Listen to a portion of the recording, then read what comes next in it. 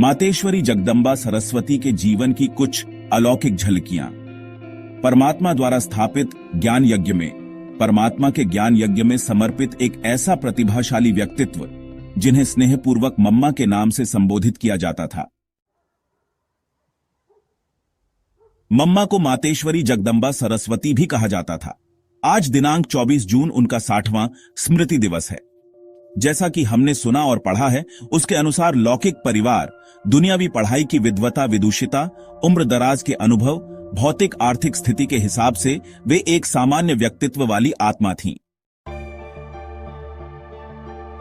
परमात्मा ज्ञान मिलने से पहले वे किसी विशेषता या विशेषज्ञता की स्थिति में नहीं थीं। इस तरह उनके जीवन की साधारण सामान्य सी बातें तो बहुत हैं। मम्मा से हम बहुत से राजयोगी भाई बहनें साकार में तो कभी रूबरू नहीं मिले हैं। उनके जीवन की सभी साधारण बातों को छोड़कर उनके अलौकिक व्यक्तित्व के बारे में कुछ एक खास बातों को हमें अवश्य समझना चाहिए। जो लोग अलौकिकता के पथ पर अग्रसर हैं, उन्हें मातेश्वरी जगदम्बा सरस्वती के जीवन को साइकोलॉजिकली और स्पिरिचुअली ठीक-ठीक समझने से बहुत गहरी स्पष्ट समझ मिलेगी। उनके अलौकिक जीवन की वास्तविकता की कुछ खास बातें हैं। जो आत्माएं सृष्टि के पुनर्निर्माण के पुनीत कार्य को करने के निमित्त बन जाती हैं, उनके जीवन में उन्हें दिव्य शक्तियों का सहयोग सहज मिलता है। इससे उनकी आध्यात्मिक स्थिति में तीव्रता से गहरा इजाफा होता है। यह निमित्त बनने या जिम्मेदार बनने की अदृश्य केमिस्ट्री है। जिन भी आत्माओं को ड्रामा अनुसार योग की अच्छी स्थिति के शिखर तक पहुंचना होता है, उनमें बाहरी लौकिक दुनिया की प्राप्तियों के प्रति रुचि बहुत कम हो जाती है।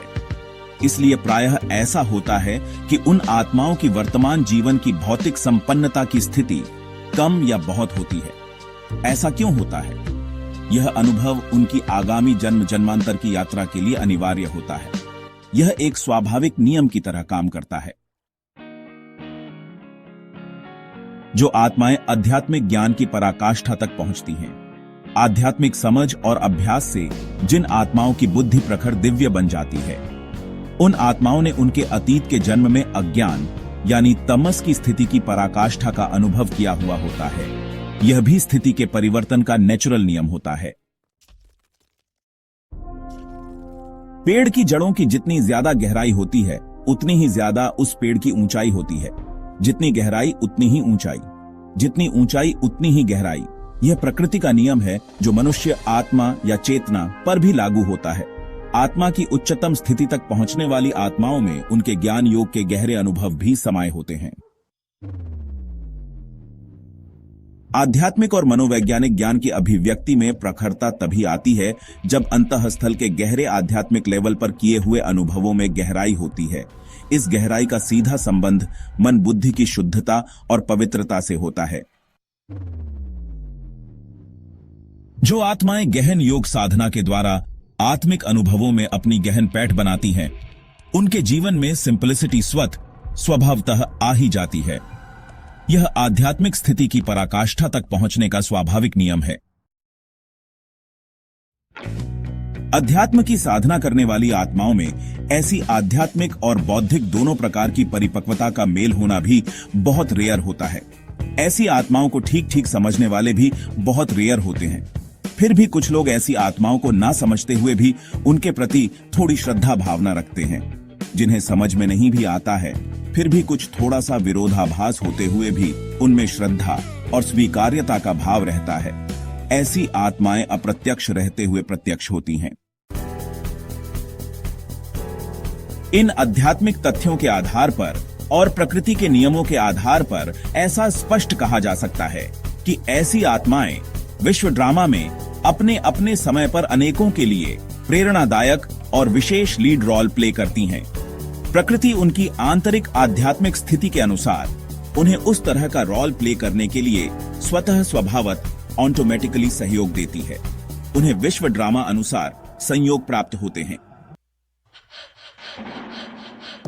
इस इन एंड आउट के नियम की प्रक्रिया में यह भी हो सकता है कि इस तरह का लीड रोल मिलने का अवसर प्रकृति उन्हें केवल एक जन्म के लिए ही नहीं बल्कि 2, 4 या फिर 6 जन्मों में भी मिल सकता है।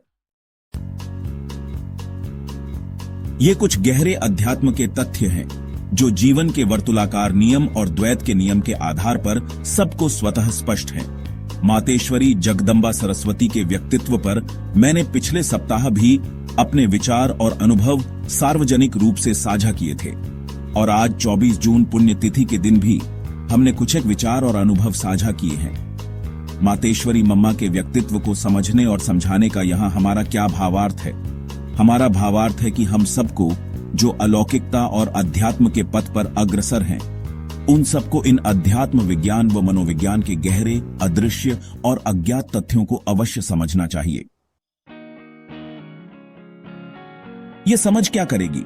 देखिए, ये समझ हमें बहुत सी व्यर्थ और नेगेटिव बातों से तो मुक्त रखेगी ही, पर इससे भी ज्यादा इस समझ से हमारे अंदर श्रद्धा भावना और स्वीकार भावना बढ़ती है। इसका नेट रिजल्ट यह होगा कि ऐसी समझ से हमारी आध्यात्मिक स्थिति में भी अवश्य रूपेण इजाफा होता है। मातेश्वरी जगदम्बा सरस्वती जी की पुण्यतिथि के अवसर पर मेरी तरफ से सबको कोटिश मंगल कामनाएं। Thank you.